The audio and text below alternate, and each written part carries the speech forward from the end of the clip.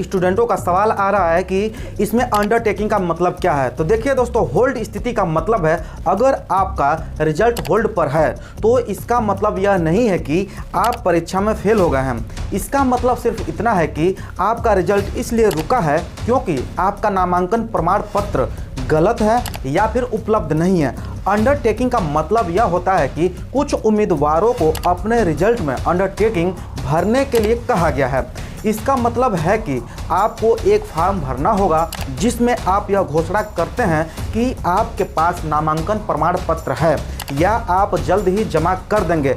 जो बीसीआई की official website है उस पर आप जा करके अप्लाई कर सकते हैं। तो दोस्तों, आज की इस वीडियो में आप सभी को मैं बताने वाला हूं कि जो लोग AIB E19 में फेल हुए हैं वह इस बार AIB E20 में फेल ना हो, ऐसी वो क्या गलती कर बैठे हैं जिसके वजह से वो फेल हुए हैं। आज इस वीडियो में आप सभी को पूरे डिटेल्स में बताने वाला हूं। सबसे पहले हम लोग बात करते हैं कि AIB E19 में स्टूडेंट क्यों फेल हुए हैं। इसका रीज़न बस इतना है कि आप लोग किसी यूट्यूब के माध्यम से जो वीडियो बनाया जाता है वो ऊपर ऊपर पढ़ लिए हैं, डीप में जाकर नहीं पढ़े हैं, बेयर एक्ट नहीं पढ़े हैं। आप लोग पास जो बुक्स पढ़े हुए थे पुराने, जो आप LLB करते टाइम में बुक्स आपके पास हैं, उसको आप लोग ध्यान से नहीं पढ़े हैं।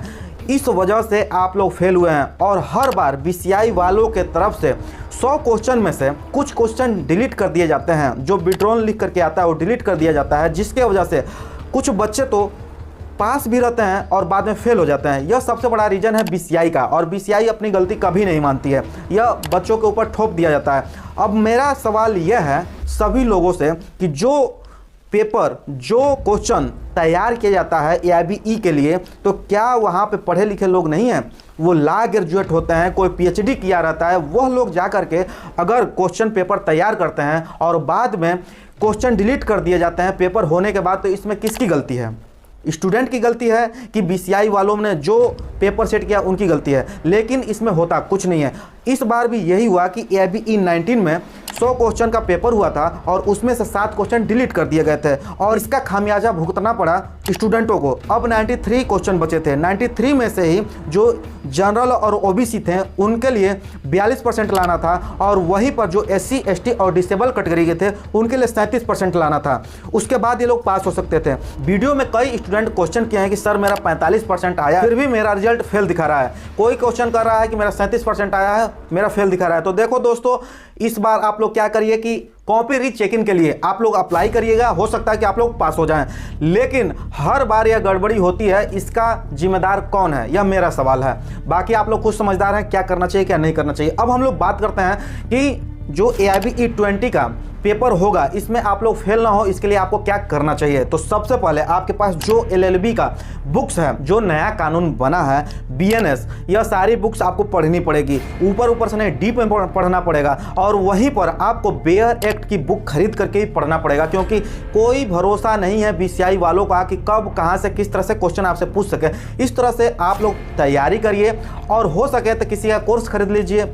हो सके तो आप लोग 1 घंटा 2 घंटे टाइम निकाल के कहीं पे क्लासेस कर लीजिए जहां पर AIB से रिलेटेड पढ़ाया जाता हो। इस तरह से आप पास हो सकते हैं इसके लिए।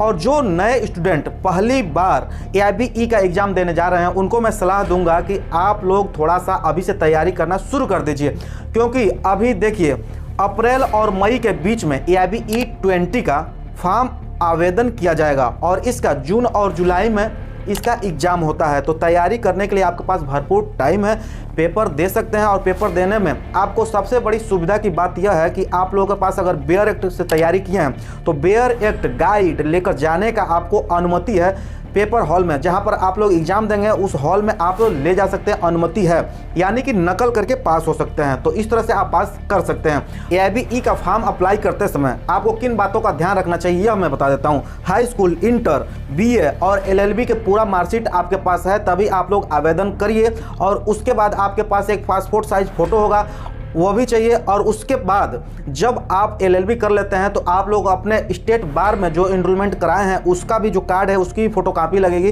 तभी जाकर के आप लोग आवेदन कर सकते हैं। आवेदन करने के लिए जो लोग जनरल और OBC में हैं उनको 3500 रुपये देना होगा फॉर्म अप्लाई करते समय, और वहीं पर जो स्टूडेंट SC ST और डिसेबल कैटेगरी से आते हैं उनको 2500 रुपये देना होगा, तभी जाकर फॉर्म अप्लाई कर सकते हैं। अप्लाई करने के बाद तैयारी में जुड़ जाइए, क्योंकि अभी ऑल इंडिया बार एग्जामिनेशन जो है वो कंपलसरी कर दिया गया है और एक केस अभी चल रहा है कि जब AIBE का एग्जाम होता है तो उसका रिजल्ट पास करना कंपलसरी है, क्योंकि जो जज बनने के लिए फॉर्म आ रहा है उसमें हो सकता है कंपलसरी कर दिया जाए, तो इस वजह से आपको पास करना ही होगा।